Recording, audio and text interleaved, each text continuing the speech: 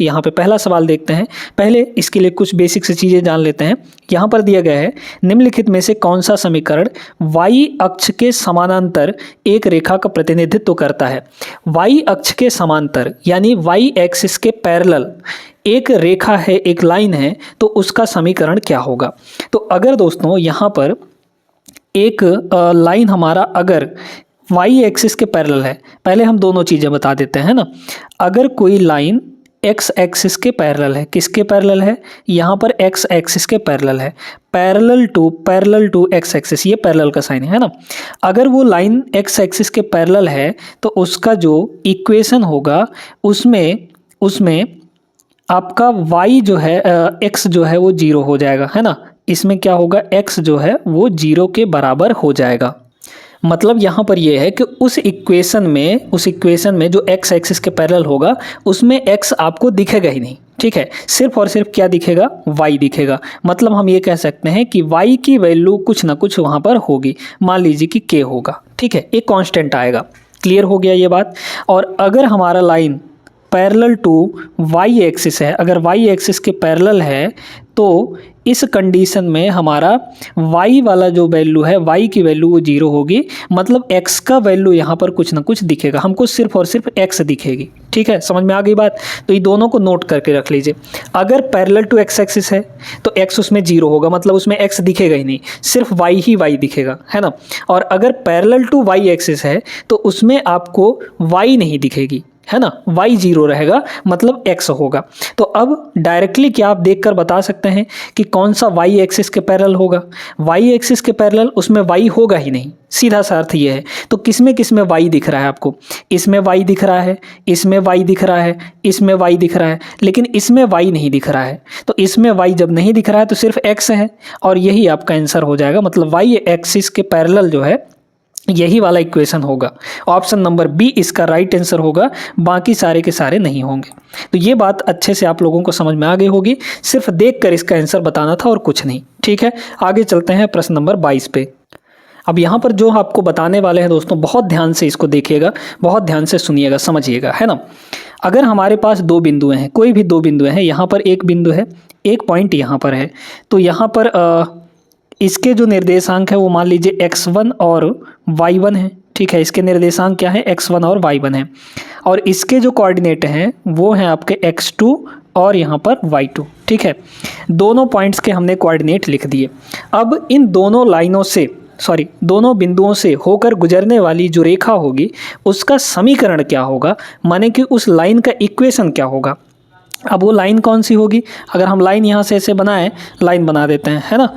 तो यहाँ पर लाइन बना लीजिए। अगर इन दोनों से होकर गुजरने वाली ये रेखा है तो इस रेखा का समीकरण क्या होगा।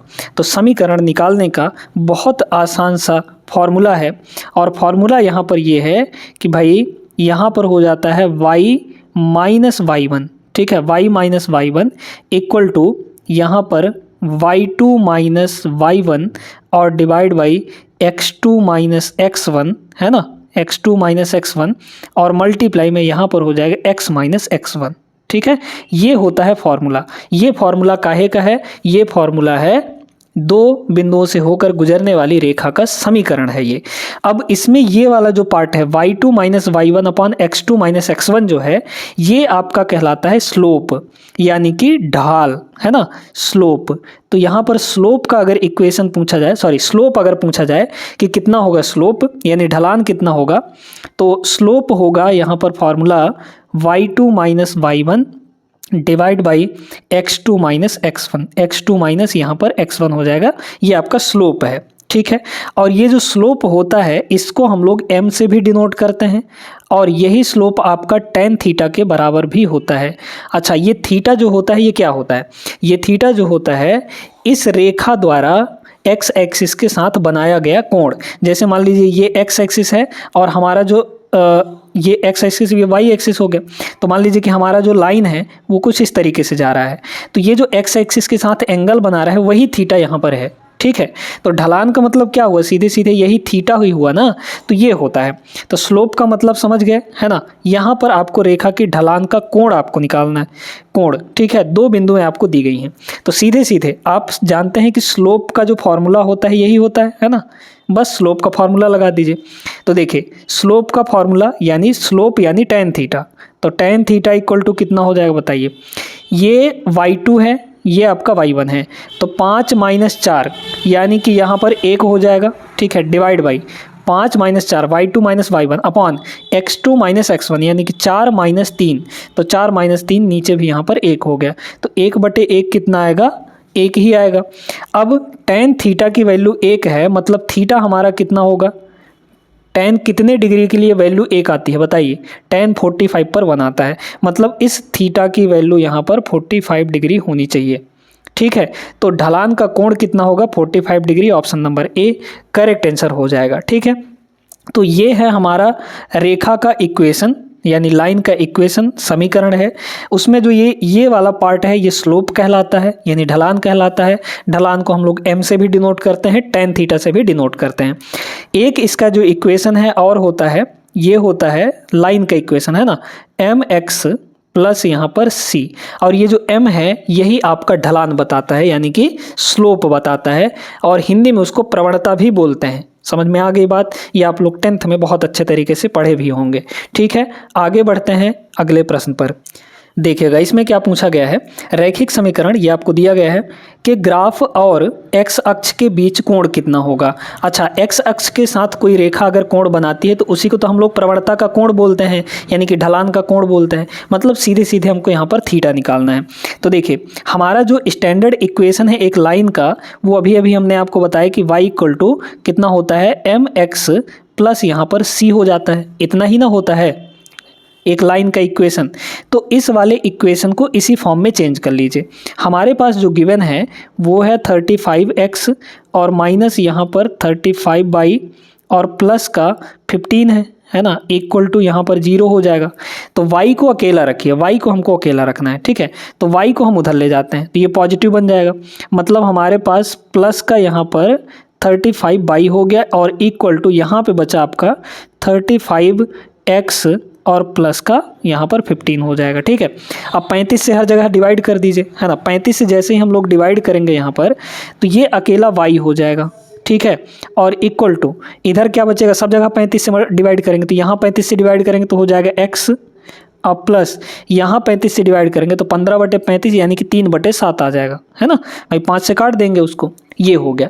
अब ये जो इक्वेशन है सेम इसी टाइप का बन चुका है, जहाँ पर x के बगल में यहाँ पर 1 है, कुछ नहीं होता है तो 1 माना जाता है, मतलब m की वैल्यू क्या है, यहाँ पर 1 है, तो m की वैल्यू कितनी है, 1 है। m का मतलब होता है tan थीटा यानी कि प्रवणता, जिसको हम लोग ढलान बोलते हैं। तो tan थीटा की वैल्यू 1 है, मतलब थीटा यहाँ से कितना हो जाएगा, थीटा की वैल्यू 45 डिग्री होनी चाहिए, तभी तो tan थीटा यानी कि tan 45 1 होता है। डी ऑप्शन इसका राइट आंसर होगा। समझ में आया ना कैसे करना है सवालों को। आगे बढ़ते हैं अगले प्रश्न पे। क्वेश्चन नंबर 24, इसमें दो बिंदुएं दी गई हैं, इनसे होकर गुजरने वाली सीधी रेखा का समीकरण निकालना है यानी स्ट्रेट लाइन का इक्वेशन बताना है। इक्वेशन हमने आपको बताया था, फॉर्मूला हमने आपको बताया था, क्या होता है, फॉर्मूला होता है y माइनस y1, ठीक है, y माइनस y1 और equal to y2 minus y1, है ना, और divide by x2 minus x1 और ब्रैकेट में यहाँ पर मल्टीप्लाई में x माइनस x1 हो जाता है। सारी चीज़ें इसमें रखेंगे तो आपका आंसर आ जाएगा। लगा कर देखते हैं, इसका एक और तरीका बताएंगे, अभी सुनते जाइए। पहले इसको लगाते हैं y माइनस y1, तो यहाँ पर हो जाएगा y माइनस y1 आपको यहाँ पे दिख रहा है 5 है ना, तो ये हो जाएगा 5, क्योंकि ये x1 है, ये y1 है, ये x2 है ये आपका, और ये आपका y2 है, ठीक है, समझ गए। और इक्वल टू यहाँ देखिए y2 माइनस y1 यानी कि 3 माइनस 5, तो 3 माइनस 5 करेंगे तो -2 आएगा, प्लस माइनस का बहुत ध्यान रखिएगा इसमें, ठीक है। फिर देखिए x2 माइनस x1 यानी कि 1 माइनस -2, है ना भाई, ऐसे करेंगे 1 माइनस और यहाँ पर -2 है तो 1 प्लस 2 हो जाएगा ये, मतलब नीचे यहाँ पर क्या आएगा 3 आ जाएगा। फिर यहाँ पर देखिए x माइनस x1, तो x माइनस और x1 कितना है -2 है, तो मतलब ये डायरेक्टली यहाँ पर सीधे सीधे +2 बन जाएगा और कुछ नहीं। ठीक है, क्रॉस मल्टीप्लाई करिए, 3 इधर आके गुणा होगा तो ये हो जाएगा 3y और -5 तियाँ यहाँ पर 15 और इक्वल टू -2 का अंदर गुणा होगा, तो -2 का x के साथ गुणा होगा अगर तो -2x बनेगा, और यहाँ तो ये तो +2 हो गया था, तो -2 का +2 से गुणा होगा तो यहाँ पर माइनस का 2 दूना 4 हो जाएगा। ठीक है, अब सबको इधर ले आइए तो हमारे पास हो जाएगा 2x, है ना, ये -2x इधर आएगा तो +2x, और ये कितना होगा प्लस का 3y यहाँ है ही, और -15 और +4, -15 +4 यानी कि -11 बराबर उधर कुछ नहीं बचा। ये इक्वेशन होगा। देख लीजिए ये आपको कहाँ दिख रहा है, ऑप्शन नंबर सी में दिख रहा है, यही आपका आंसर होगा। ठीक है, अब हमने आपको बोला था कि दूसरा तरीका भी बताएंगे। दूसरा तरीका इसमें क्या है, इसमें दूसरा तरीका ये है कि आपको यहाँ पर देख पा रहे होंगे कि ये जो दोनों बिंदुएं दी गई हैं ये उस रेखा के समीकरण को सेटिस्फाई करेंगे। यानी कि भाई देखिए ना, इस रेखा इन बिंदुओं से ही होकर तो वो रेखा गुजरती है, मतलब जो भी सही इक्वेशन होगा उस सही इक्वेशन में अगर हम इन दोनों की वैल्यू रख दें तो सही हो जाएगा, सेटिस्फाई कर जाएगा। ठीक है, तो पहले वाले में अगर हम रखें, है ना, तो देखिए पहले इसको चेक करते हैं। इसको अगर चेक कर लेंगे, है ना, एक एक करके चेक करिए, कोई दिक्कत नहीं है। ये x की वैल्यू है, ये y की वैल्यू है, तो यहाँ रखिए x की वैल्यू 1 है। ठीक है, तो 1 रख दिए तो 3 एक कम, ये हो गया 3, है ना, प्लस यहाँ देखिए y की वैल्यू 3 है तो यहाँ 3 रखेंगे तो 3 दूना 6 ये हो जाएगा, अब प्लस यहाँ 9 है। क्या ये 0 के बराबर होगा? क्या नहीं होगा, तो मतलब ये ऑप्शन नहीं होगा आपका। सेकंड वाला चेक करिए, ऐसे ही इसको रख दीजिए, है ना, माइनस वाला रखने में थोड़ा दिक्कत होता है, प्लस वाला ही रख दीजिए। किसी को भी रख कर आप लोग चेक कर सकते हैं। रखिए यहाँ पर x की वैल्यू 1 रखेंगे तो यहाँ हो जाएगा 3 एक कम 3, ध्यान देते रहिएगा। ठीक है, y की वैल्यू 3 रखेंगे तो 3 दूना 6, मतलब -6 और -11। क्या ये सब मिलाकर 0 होगा? नहीं होगा ना, तो ये ऑप्शन भी नहीं होगा। इसको चेक करिए, देखिए 1 रखेंगे 3 रखेंगे तो यहाँ 1 रखिए तो ये हो गया 2 एक कम 2, प्लस यहाँ 2 रखेंगे 3 रखेंगे तो 3 तियाँ ये हो जाएगा 9 और -11। क्या ये 0 के बराबर होगा? तो 2 और 9 11, 11 -11 0 हो तो गया, मतलब ये सेटिस्फाई कर गया। ठीक है, तो ये हो सकता है, ये हो सकता है। अभी आगे भी चेक कर लीजिए, इसको अगर चेक करें हम लोग 1 और 3 रखिए तो यहाँ हो जाएगा -6 और यहाँ हो जाएगा आपका +2। ठीक है, तो 2 -6 -9 क्या 0 होगा? नहीं होगा, तो ये ऑप्शन भी नहीं होगा। तो सारे ऑप्शन कट गए, बस एक ही सेटिस्फाई कर रहा है, तो मतलब वही आंसर होगा आपका। आप इस वाले को रखकर भी चेक कर सकते हैं, x के जगह पर ये रखेंगे, y के जगह पर ये रखेंगे, तो सेटिस्फाई होना चाहिए। जिस इक्वेशन में सेटिस्फाई हो जाएगा वही आपका आंसर होगा। ठीक है ना, देखिएगा अब इस प्रश्न को भी बिना सॉल्व किए ही आप लगा सकते हैं। सीधे सीधे जो हमने दूसरा वाला तरीका बताया है वैल्यू रख के देख लीजिए। ठीक है, ये x की वैल्यू है और ये y की वैल्यू है, रख के देखिए किस में सेटिस्फाई कर रहा है। देखिए x की वैल्यू 0 है, y की वैल्यू 2 है। देखिए यहाँ 0 रखिए तो ये पूरा 0 हो जाएगा क्योंकि x की वैल्यू 0 है। यहाँ 2 रखिए तो ये हो जाएगा 2 - 2, 0 आ रहा है, मतलब इसमें सेटिस्फाई कर रहा है।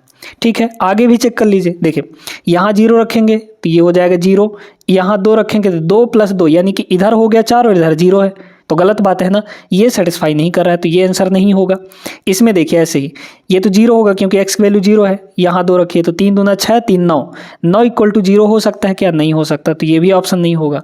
इसको चेक करिए, यहाँ देखिए ये तो 0 है, यहाँ रखेंगे 2 तो -6 हो जाएगा, तो -6 - 3 -9 आता है, और -9 जो है 0 के बराबर नहीं होता, इसलिए ये ऑप्शन भी नहीं हो रहा है। मतलब एक ही ऑप्शन सेटिस्फाई किया, वही आपका आंसर हो जाएगा। तो ऑप्शन नंबर ए यहाँ पर विजेता घोषित होता है, मतलब करेक्ट आंसर होगा। ठीक है ना, आगे बढ़ते हैं। अब यहाँ पर दोस्तों आपको एक गजब का बेहतरीन कॉन्सेप्ट बताने वाले हैं, क्योंकि यहाँ से सवाल बनता ही बनता है। आपको एक चीज़ ध्यान रखना है कि जैसे मान लीजिए हमारे पास ये एक रेखा है, ठीक है, ये एक लाइन है। अब इस रेखा के परपेंडिकुलर में एक और रेखा है। परपेंडिकुलर मतलब इससे 90 डिग्री बनाते हुए, तो इससे 90 डिग्री बनाते हुए लगभग ये हमारा हो जाएगा। ठीक ना, तो इन दोनों रेखाओं के बीच में 90 डिग्री का कोण बन रहा है। मान लीजिए कि इस वाले रेखा का जो स्लोप है वो m1 है। कितना है? m1 है। और इस वाले रेखा का जो स्लोप है वो कितना है? m2 के बराबर है। तो हमेशा आपको ये ध्यान रखना है कि इन दोनों का जब ये परपेंडिकुलर होते हैं, दो रेखाएं अगर परपेंडिकुलर हो यानी एक दूसरे पर लंबवत हों तो इनके प्रवणताओं का मल्टीप्लाई जो होता है यानी कि m1 मल्टीप्लाई m2 जो होगा ये हमेशा -1 के बराबर होता है। किसके बराबर होता है? -1 के बराबर होता है। ठीक है, ये कॉन्सेप्ट अगर याद रखेंगे तो आप इस सवाल को बहुत आसान तरीके से लगा सकते हैं। देखिए समझिए, यहाँ पर एक रेखा का समीकरण ज्ञात कीजिए जो बिंदु 1 और 5 से होकर जाती है। ठीक है, और इस रेखा के लंबवत है।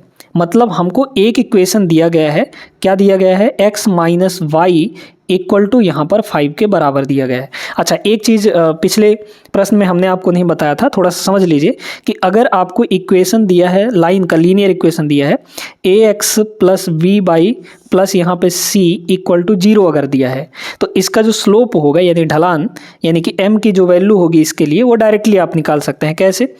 सीधे सीधे ये करिए, क्या हो जाता है यहाँ पर -a डिवाइड बाई b। ठीक है, -a डिवाइड बाई b होता है।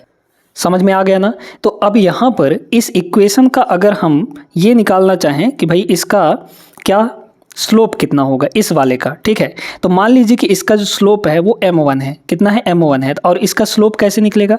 इस फॉर्मूले से निकल जाएगा, -b/a।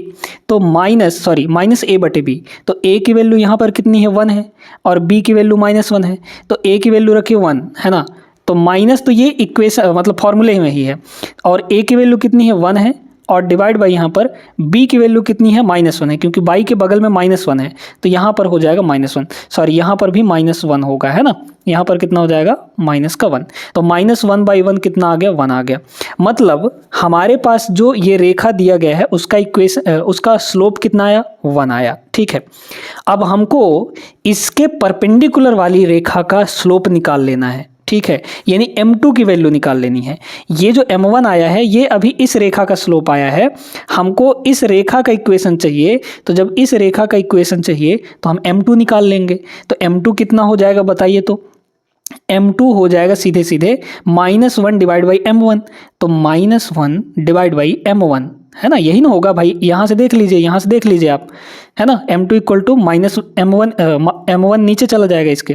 तो यहाँ पर -1 डिवाइड बाई m1 की वैल्यू कितनी आई है? 1 आई है। तो इक्वल टू कितना हो गया? -1 हो गया।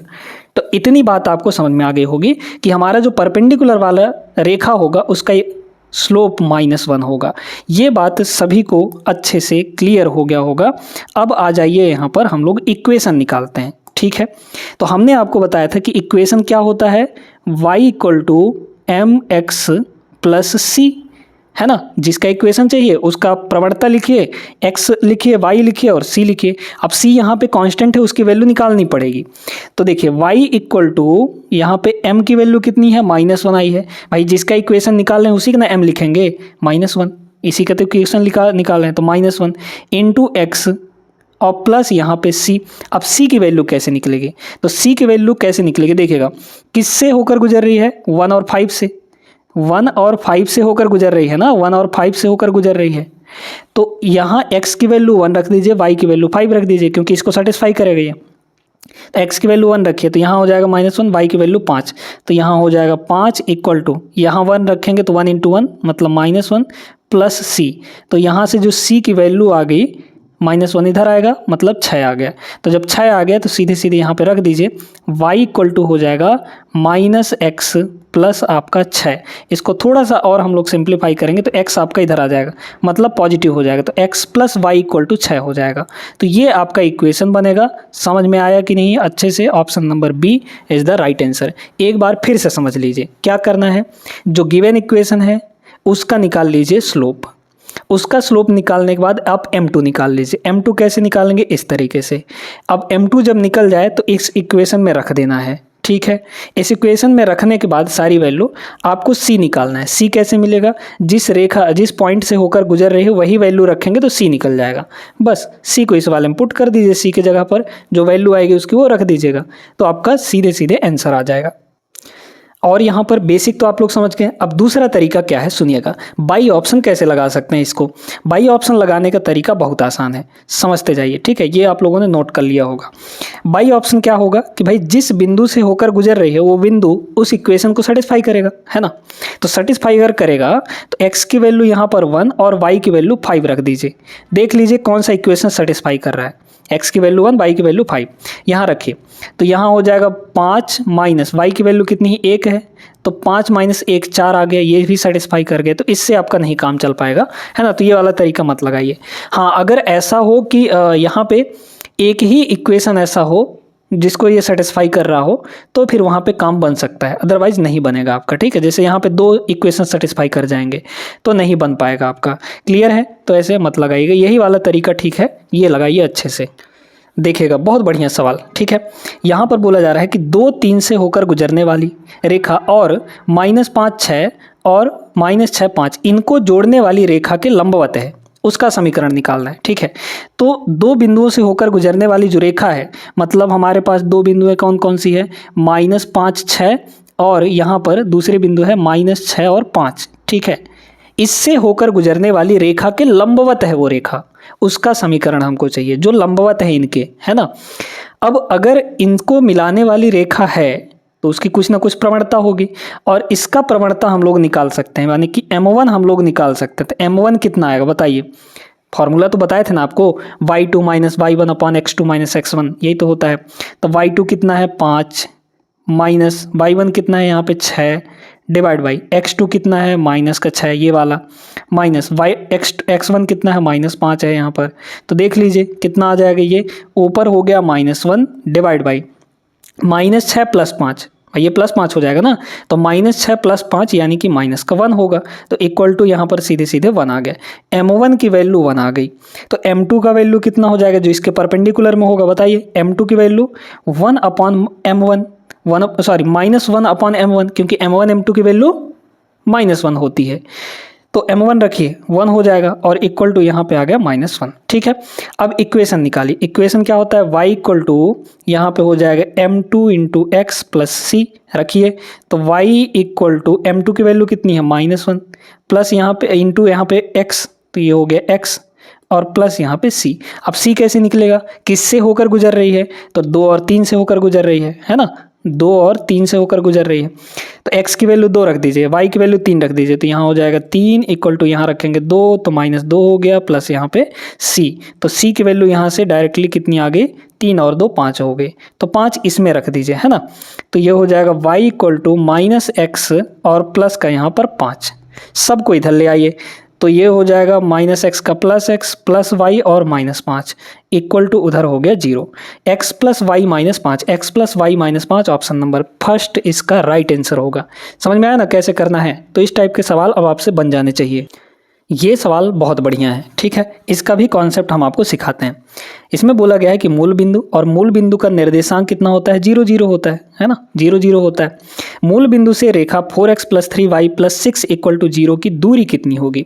अब दूरी का मतलब कोई भी दूरी नहीं हो जाता, दूरी का मतलब होता है कि उस बिंदु से उस रेखा तक के बीच की लंबवत दूरी, है ना, उसी को दूरी कहा जाता है। जैसे मान लीजिए ये आपकी एक रेखा है और यहाँ पे एक पॉइंट है, तो इसके बीच में जो लंबवत डिस्टेंस आएगा, ये वाला डिस्टेंस, यहाँ से यहाँ तक ये वाला लेंगे, ना कि यहाँ से यहाँ तक ये वाला। दूरी तो कोई भी हो सकता है ना, यहाँ से यहाँ तक भी होगा, लेकिन हम लोग हमेशा लंबवत दूरी की बात करते हैं।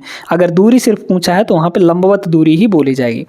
अब लंबवत दूरी का फॉर्मूला क्या होता है, ठीक है।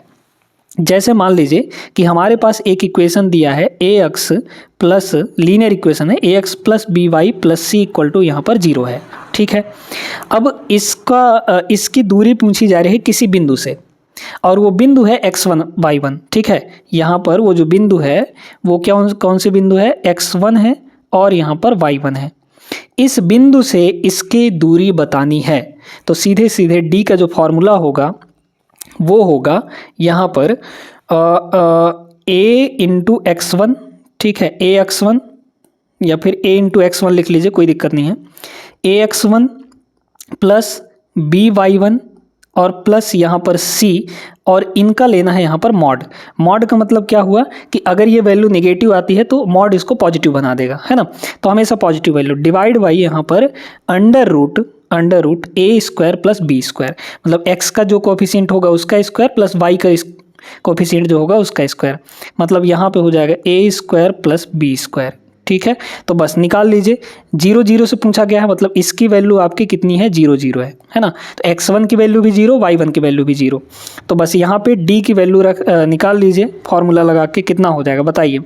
देखिए a कितना है यहाँ पे, a आपका ये 4 है तो ये हो गया 4 इंटू x1 कितना है, x1 0 है तो ये हो गया 4 इंटू 0, प्लस b कितना है यहाँ पर 3 है तो ये हो जाएगा 3 इंटू y1 कितना है यहाँ पर 0 है तो ये हो गया 0, प्लस यहाँ देखिए ये तो 6 है, c है ना, c आपका प्लस 6 है।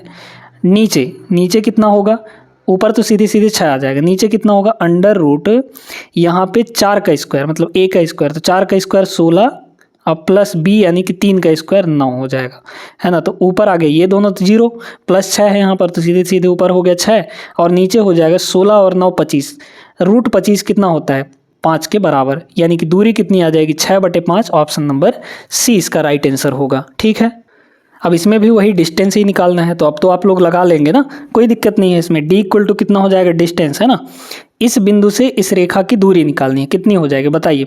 तो होता है a इंटू x1, तो a यहाँ पर कितना है 3 है, तो मतलब 3 इंटू x1। बस आपको क्या करना है ना, इनको x और y मान लीजिए, बस यही x और y इसमें रख देना है। ठीक है, बस इतना ध्यान रखना है कि बराबर के उधर 0 होना चाहिए और कुछ नहीं। तो x1 की जगह पर -5 रखेंगे तो यहाँ हो जाएगा -5, है ना, तो ये हो गया -5, प्लस यहाँ पे b कितना है 4 है तो ये हो जाएगा 4, और यहाँ हो जाएगा ये वाला वैल्यू यानी कि 8 हो जाएगा। ठीक, फिर यहाँ पे -12 है ही तो ये हो गया -12। इन सब का मॉड लेना है, और डिवाइड में कितना होगा अंडर रूट, देख लीजिए a कितना है 3 है तो 3 का स्क्वायर 9, प्लस b कितना है 4 है तो 4 का स्क्वायर यहाँ पर 16, ऊपर कितना हुआ -15, ध्यान दीजिएगा -15, प्लस यहाँ पे 8 चौक 32, तो 32 - 12 आपका सीधे 20 हो जाएगा, और डिवाइड में कितना होगा 16 9 25 का रूट 5 हो जाएगा, तो 20 - 15 यानी 5/5 है ना, 5/5 यानी 1, तो डिस्टेंस कितना होगा 1 यूनिट हो जाएगा, 1 unit. Option number A correct answer. ठीक है ना, तो उम्मीद करते हैं दोस्तों कि इस टाइप के सवाल जो आज हम यहाँ पे आपको करवाए हैं ये आपसे बन जाएंगे और अच्छे तरीके से बन जाएंगे, और ये जो टाइप है ये ख़त्म होता है। अगले क्लास में हम लोग वृत्त, जानते हैं ना, यानी कि सर्किल, तो सर्किल के इक्वेशन से रिलेटेड सवालों को करने वाले हैं कल के क्लास में। आज ये क्लास आप लोगों को कैसा लगा है कमेंट करके ज़रूर बताइएगा, अपने सुझाव भी रखिएगा, और क्या इम्प्रूवमेंट कर सकते हैं ये भी आपको बताना है। ठीक है, मिलते हैं हम लोग नेक्स्ट क्लास में, तब तक आप लोग अच्छे से पढ़ाई लिखाई करते रहिएगा, चैनल को सब्सक्राइब कर लीजिएगा और इस वीडियो को लाइक कर दीजिएगा। मिलते हैं नेक्स्ट क्लास में, तब तक के लिए जय हिंद।